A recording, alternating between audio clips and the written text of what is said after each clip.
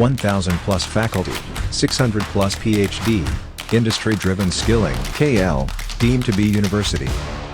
ఈ పాలసీ ఇచ్చే ప్రతి అవకాశాన్ని వాడుకొని ఈ పేద ప్రజల జీవితాలు వెలుగు నింపాలనే ఈ రోజు నేను మరి రాజకీయాల్లోకి వచ్చిన మిత్రులారా.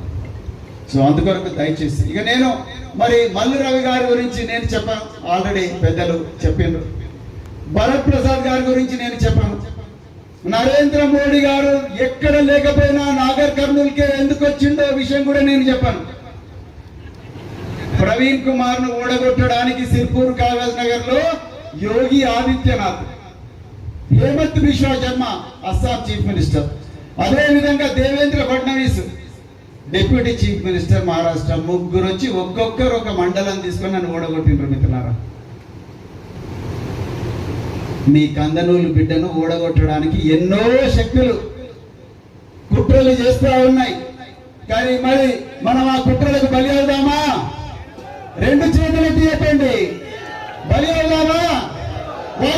మనకి ఇక్కడ స్టేజ్ మీద కూర్చున్న అగ్ర నాయకులు, వాళ్ళు నిప్పైతే నేను గాలైతా, వాళ్ళు అగ్ని అయితే నేను ఆజ్యం అవుతా. నాకు చేతనంత కాడికి తప్పకుండా మీకు ఏ ప్రమాదం జరిగినా, ఏ ఇబ్బంది వచ్చినా, మీ మీద ఎలాంటి దౌర్జన్యం జరిగినా తప్పకుండా ఇక్కడ ఉన్న అగ్రనాయకులతో పాటు నేను కూడా చంద్రునికో నూలు పోగులాగా మీ దగ్గరికి వచ్చి మిమ్మల్ని రక్షించే ప్రయత్నం చేస్తానని చెప్తూ మిత్రులారా, దయచేసి నమ్మండి, నేను మీ సేవకుని, నేను పాలకుని కాదు. నేను ఎప్పుడూ అనుకోలేదు పాలకుని కావాలని, మీ సేవకునే కావాలనుకున్నా. అందుకోసం నేను సోషల్ వెల్ఫేర్ పోయినప్పుడు నేను ఒక బోర్డు పెట్టిన, ఇక్కడికి వచ్చిన వాళ్ళు ఎవరు కూడా చెప్పులు విడిచి నా ఛాంబర్లోకి రావాల్సిన అవసరం లేదు. ఇక్కడికి వచ్చిన వాళ్ళు ఎవరు కూడా కన్నీళ్లు పెట్టుకుని రావాల్సిన అవసరం లేదు. ఇక్కడికి వచ్చిన వాళ్ళు ఎవరు కూడా నా కాళ్ళు మొక్కాల్సిన అవసరం లేదు. ఇక్కడికి వచ్చిన వాళ్ళు ఎవరు కూడా న్యాయం కోసం, సీట్ల కోసం నన్ను ప్రాధాయపడాల్సిన అవసరం లేదు.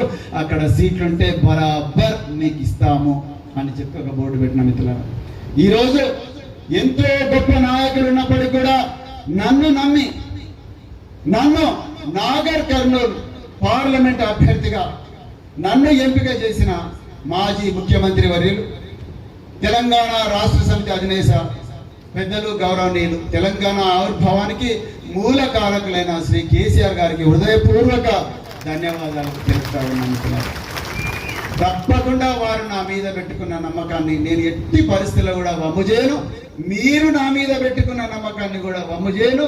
నేను ఒకవేళ మాట తప్పితే నన్ను ఇదే కందనూలు గడ్డ మీద రాళ్లతో కొట్టే హక్కు మీ అందరికీ ఉన్నదని చెప్తూ మరి ఇంత చక్కటి అవకాశం ఇచ్చి నా ఈ చిన్న ప్రసంగాన్ని ఇంత ఓపికగా విన్నందుకు మీకు ధన్యవాదాలు తెలుపుతూ, ఒక 50 ఇండ్లు రాత్రి 50 ఇండ్లు ఓటర్ లిస్టు పెట్టుకొని పోయి కారు గుర్తుకే ఓటేయాలి అని చెప్పాలని చెప్పి కోరుకుంటూ, మరి ఇంతకుముందు పెద్దలు చాలా విషయాలు, రాష్ట్రంలో రైతాంగం యొక్క కన్నీళ్లు, అదేవిధంగా మరి పేదల కష్టాలు, మహిళల కష్టాలు, నీటి కోసం కష్టాలు, స్కూళ్ళలో కష్టాలు, బిల్లుల కోసం కష్టాలు, ఇవన్నీ కూడా సోదాహరణంగా వివరిస్తూ రాబోయే రోజుల్లో భారీ మెజారిటీతోని మొత్తం జనాభాలో 1-1.5% కంటే ఎక్కువ ఉండడానికి అవకాశం ఉండదు.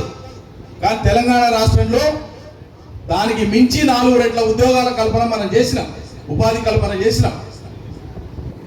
మన ప్రభుత్వంలోనే, కేసీఆర్ ప్రభుత్వంలోనే 1,60,063 ఉద్యోగాలను ఇచ్చినాం మనం ఎన్నికల లోపే వివిధ దశల్లో. ఇంకో 30,000 పైచీలకు ఉద్యోగాలకు నోటిఫికేషన్లు ఇచ్చినాం, పరీక్షలు పెట్టినాం, అన్ని చేసినాం. వాళ్ళ చేతికి నియామక పత్రాలు ఇచ్చే టైంకు ఎలక్షన్ కోడ్ వచ్చింది అంతే. కాంగ్రెస్ పార్టీ ఏం చెప్పింది, ఎన్నికలు అయిపోగానే మెగా డిఎస్సి పెడతాం. ఇవాళ వరకు మెగా డిఎస్సి పెట్టకపోగా ఏం చేసిండ్రు, కేసీఆర్ హయాంలో నియామకాలు పూర్తయినటువంటి ప్రక్రియ మొత్తం ఏదైతే ప్రాసెస్ కంప్లీట్ అయిందో దానికి సంబంధించిన హెల్త్ డిపార్ట్మెంట్ పోస్టులు కానీ, పోలీస్ పోస్టులు కానీ మొత్తం కలిపి 30,000 మనం సిద్ధం చేసి పెట్టినాయి. సతిమూట అయిపోయినట్లు ఇప్పి వాళ్ళ కాయిదాలు ఇచ్చి మేము 30,000 ఉద్యోగాలు ఇచ్చినామని అడ్వర్టైజ్మెంట్ చేసుకొని డబ్బా కొట్టుకుంటున్నారు. అదే డబ్బాను రాహుల్ గాంధీ వచ్చి ఈ చేత ఆ చేత మొన్న కొట్టిపోతాడు. 30,000 ఉద్యోగాలు ఇచ్చింది మా సర్కార్ అని. సిగ్గుపడాలి. చిన్నప్పుడు మాకు సైన్స్ సారు క్లాస్లో ఒక జాజుతో రాసిపోయేది భీష్మదేవుకే మనకుంటారు మల్లయ్య ఓట్లు వచ్చే వరకు కూడా ఆ జాజు అట్లే ఉండేది పైన మళ్ళీ ఉగాదికి సున్నా వేసినా పోకపోతుండే జాజు అది కనిపిస్తుండే అట్లే ఇక ఆయన పోయినాక తులసిరామ్కే మనకొట్టు అది ఆ జాజు అట్లే కనిపిస్తుండే గది పోయినాక ఒక ఆయన మల్లు అనంతరాములు వచ్చాయి ఆయన అయిపోయినాక మళ్ళా మల్లు రవి అనేటి ఆయన వచ్చాయి వీళ్ళంతా ఎక్కడోళ్ళు ఖమ్మము హైదరాబాదు ఇంకెక్కడెక్కడో రాములు జగన్నాథం మనోళ్ళే నందేలయ 14లో నందేలయ ఆయన ముఖం కూడా తెలియదు నాగర్ కర్నూలు ప్రజలకి ఎట్లేసినో నాకు అర్థం కాదు పాపం కాలం అయిండు మనిషి లేడు పెద్ద మనిషి ఆయన ఏం అనొద్దు వ్యక్తిగతంగా కానీ ఆ పార్టీకి ఎట్లేసినో అర్థం కాదు వచ్చింది అవకాశం ఇప్పించడంలో కేసీఆర్ది సింహపాత్ర అన్నాడు అప్పట్లో 94లో సరే కాలం కలిసి వచ్చింది ఆయన ఎమ్మెల్యే ఏండు మంత్రి ఏంటి సంతోషం ఇక తర్వాత ఓడిపోయి ఇంట్లో కూర్చున్న తర్వాత 2 సార్లు బాలరాజు గారు గెలిచిన తర్వాత అక్కడ రాజకీయంగా ఆయన ఖాళీగా ఉన్నాడు ఆయన ఆసక్తి చూపిండని తెలిసానంటే కేసీఆర్ మళ్ళీ పిలిచి దా అని చెప్పి ఏ కారణం ఆయన చేతికెళ్ళి పెట్టకపోయినా టికెట్ ఇచ్చి గెలిచిన 7 మంది ఎమ్మెల్యేలు అందరూ కష్టపడి మీరందరూ మనమందరం కష్టపడి ఆయన ఎంపీ చేసినాం గౌరవంగా ఉండాలి సరే కొడుకు ఏదో అవకాశం వచ్చింది జడ్పీటీ సంతోషం ఆడికి ఉండాలి జడ్పీ చైర్మన్ చేయకపోతే కదా ఆయన కోపం వచ్చింది కోపం వచ్చి ఇప్పుడు ఇక్కడ ఉండుకుంటేనే అవతల దిక్కు పోయి మాట్లాడుకొని సీట్ ఖాయం చేసుకున్నాడు లోపటి ఇట్లనే మనం స్థానికుడు మనోడు నమ్మి ఇస్తే ఇట్లా చేసింది కాబట్టి మొదటిసారి నాకు స్పృహ వచ్చినప్పటి నుంచి నా పరిశీలన అంశం మీకు తెలియజేస్తున్నా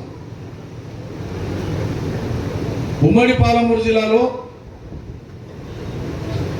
ప్రధానంగా నాగర్ కర్నూలు పార్లమెంటు ఈ రిజర్వ్డ్ పార్లమెంటు నల్లమల అటవీ ప్రాంతం ఉన్న పార్లమెంటు పేదరికం ఉన్న పార్లమెంటు విద్యావకాశాలు రావాల్సినంత రాని పార్లమెంటు ఇటువంటి ప్రాంతానికి ఎక్కువ వెలుతురు ప్రసరించాల్సిన అవసరం ఉంది ఎక్కువ లైట్ రావాల్సిన అవసరం ఉంది ఎక్కువ వెలుగు రావాల్సిన అవసరం ఉంది అది ఎవరి వల్ల సాధ్యమవుతుంది భారతదేశంలోని చదువు కాదు భారతదేశంలో పనిచేసేటువంటి ఆల్ ఇండియా సర్వీసులలో పనిచేసేటువంటి ఐఏఎస్ ఐపీఎస్లు మేము విదేశాల్లో విద్య అభ్యసిస్తామంటే భారత ప్రభుత్వం అనుమతిస్తుంది ఎప్పుడు వాళ్ళకి యూనివర్సిటీలో సీట్ వస్తే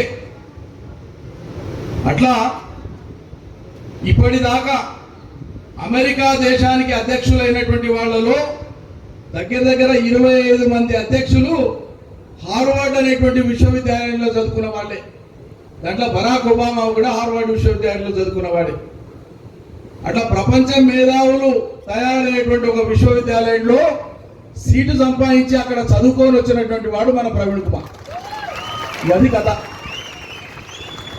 ఈ తండ్రిసాడున్న జడ్పీటీసీగా గెలిచిన పిల్లగాడ మరిన్ని వీడియోస్ కోసం ఛానల్ ని సబ్స్క్రైబ్ చేయండి లేటెస్ట్ అప్డేట్స్ కోసం వాట్సాప్ ఛానల్ ని ఫాలో చేయండి అండ్ లింక్ డిస్క్రిప్షన్ లో ఉంది